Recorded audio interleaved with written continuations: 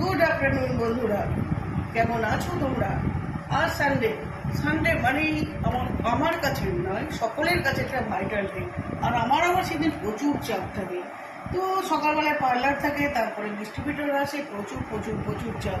আজকে একটু রান্না করতে দেরি হয়ে গেল। আজকে ছেলে বললো, মা আজকে আর মটন বা চিকেন কিছু খাবো না, আজ তুমি অনেক দিন বানাওনি, আজকে সয়াবিনের তরকারি বানাও।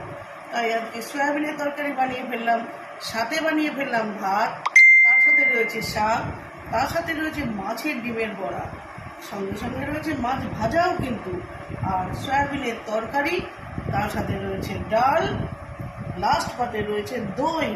হ্যাঁ, চাটনিও রয়েছে সামান্য একটু। যদি কেউ মনে করো খাবো, তোমরা খেতেও পারো। অবশ্যই জল খেয়ে নিও, জল খেতে ভুলো না কিন্তু।